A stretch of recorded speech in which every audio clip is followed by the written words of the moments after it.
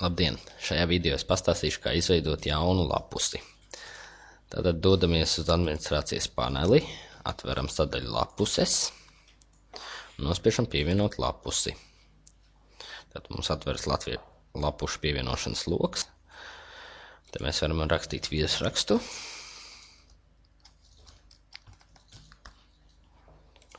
Un te nospiežot podziņam Rus Enger, mēs šo pašu lapus varam izveidot arī citās valodās.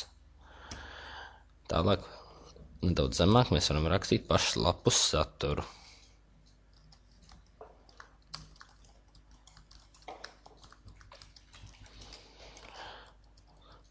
Par teksta formatēšanu un citām iespējām pastāstīsim citā video. Tagad saturs ir ievadīts. Nospiežam podziņu pievienot. Tālāk dodamies uz navigācijas sadaļu. Izveidojam jaunu sadaļu priekš izveidotās lapus. Šajā gadījumā es ievietošu kārtas numuru 35, lai izvietotu lapus starp produktiem un teksta lapām.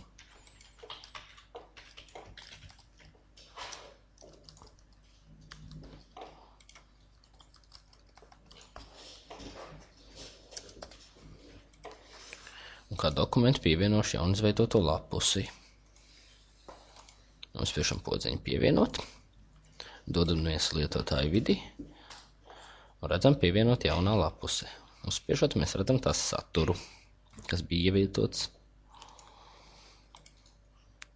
Lai labotu pašu lapusi, mēs dodamies atkal uz sadaļu lapuses, uzspiežam rediģēt podziņu.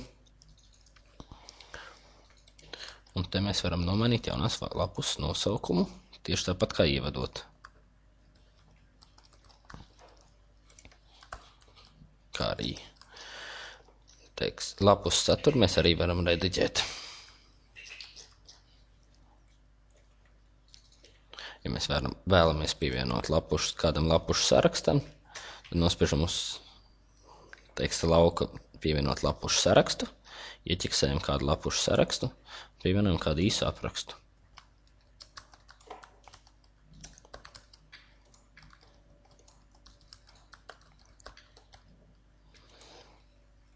Nospiežam podziņu saglabāt. Dodamies uz lietotāju vidi, pārlādējam lapu un redzam, ka saturs ir rediģēts, kā arī virsraksts ir rediģēts.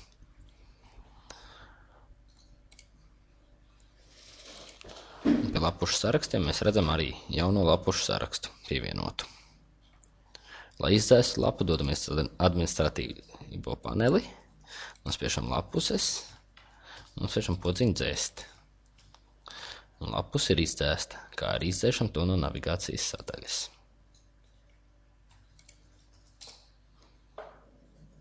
Paldies par uzmanību!